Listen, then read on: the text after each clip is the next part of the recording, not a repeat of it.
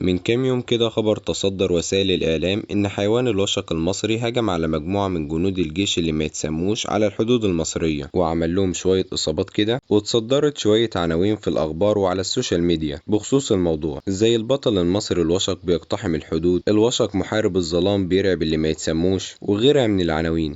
لكن يا ترى ايه الحكاية بالظبط؟ ايه حيوان الوشق المصري ده، وايه اللي حصل اصلا معاه، وايه سبب القلق ده كله، وعلاقة الحيوان ده بالحضارة المصرية القديمة اساسا؟ اهلا بيكم، انا محمد عاطب. بس قبل ما نبدأ، لو لسه جديد في القناة ما تنساش تعمل سبسكرايب وتفعل الجرس علشان توصلك فيديوهاتنا اول باول. القصة بتبدأ في يوم 19 مارس اللي فات 2025. كان في دورية مراقبة من جنود اللي ما يتسموش في منطقة جبل حريف في صحراء النجد، دورية روتينية بيحصل زيها كل يوم. الجنود بيقفوا على المنطقة الحدودية بيراقبوا الأوضاع، بس الجنود اللي كان عليهم الوردية دي ما كانش حظهم أحسن حاجة. مع دخول الليل وأثناء ما الجو كان هادي، اتفاجئوا بحاجة غريبة بتهاجمهم بشراسة، اتصابوا بجروح وخدوش وعضات، وبعض الجنود اتنقلوا على مستشفى سروقة في منطقة بير السبع. وبعدها الحاجة اللي هاجمتهم اختفت فجأة. طبعا للوهلة الأولى محدش كان فاهم في ايه، وكانوا مرعوبين في جلدهم كالعادة. كل اللي كانوا عارفينه وقتها إن اللي هجم عليهم حيوان مش إنسان. ايه بقى هو الحيوان ده؟ نوع ايه؟ جاي منين؟ محدش عارف. وعلشان كده بعدها بيوم استدعوا فريق من هيئة الطبيعة والمحميات علشان يدرسوا الموقف على طول ويشوفوا ايه الحيوان اللي هجم على الجنود. ولما جم ودوروا في المكان اكتشفوا ان الحيوان اللي عمل معاهم الجلاشة هو نوع من القطط البرية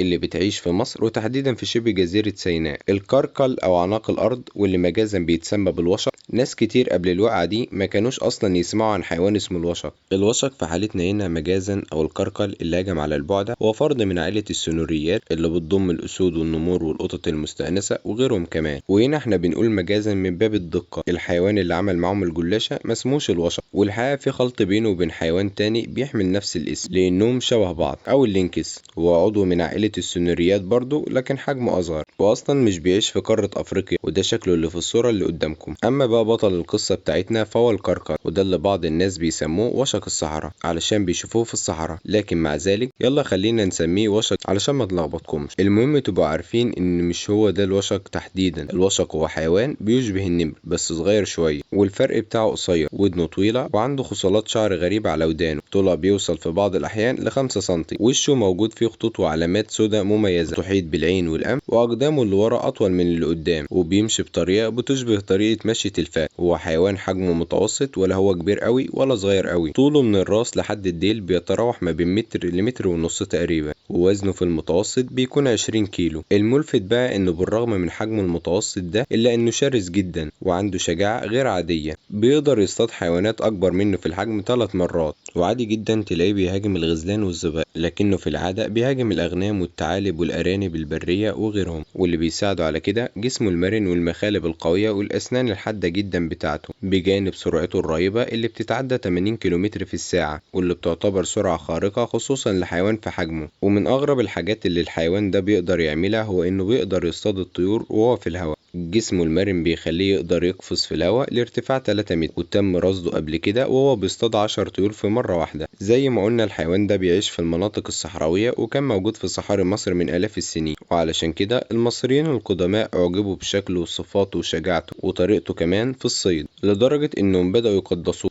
الوشق كان من أهم الآلهة الموجودة في معتقدات المصريين القدماء، وكان بيمثل عندهم الإله رع، إله النور والنظام، وجسدوه في نقوش ورسومات كتير وهو بيحارب التعبان أبيب، إله الظلام والفوضى. وكانوا مؤمنين إن الوشق بيحمي الأرض والمقابر بتاعتهم. وطبعا ده مختلف عن الإله باستت رمز الخصوبة، واللي كانوا بيمثلوها على شكل قطة منزلية. بعد ما تعرفنا على صاحبنا بقى، فبالعودة لأحداث العضة والسيناريو اللي حصل مع اللي ما يتسموش. الجنود لما استدعوا فريق هيئة الطبيعة والمحميات ووصلوا ليه الوشق اللي عضهم نايم تحت كنبة خشب جوه المعسكر، وكان بيبان عليه أعراض التعب والإرهاق. وعلشان كده فورا دخلوا عليه وادوله حقنة منومة، ونقلوه من القاعدة العسكرية وطلعوا بيه على مستشفى بيطرية وتحفظوا عليه هناك. ولما فحصوه وعملوا له بعض التحليلات اكتشفوا انه انثى مش ذكر، واتضح كمان انها بتعاني من عرق في رجليها اللي ورا بسبب كسر قديم حصل في ركبتها، لكنه ملتئمش بشكل سليم، وكان بيبان عليه اعراض التعب والارهاق. ده غير انه كان عندها كسر في عظام القفص الصدري وبلع في بطنها حصوة صغيرة. وعلشان محدش يتخدع ويقول ايه الجمال اللي عملوه معاه ده، غالبا الفحوصات دي كلها عملوها علشان يطمنوا ان مفيش في جسمها جهاز تجسس او شريحة الكترونية او اي حاجة. المهم انهم يتأكدوا انها مجرد حيوان طبيعي، قطة آنسة بتعرج. بالرغم من كده اللي حصل ده معداش من عندهم بالسهل، الموضوع معداش وحصلت تساؤلات كتير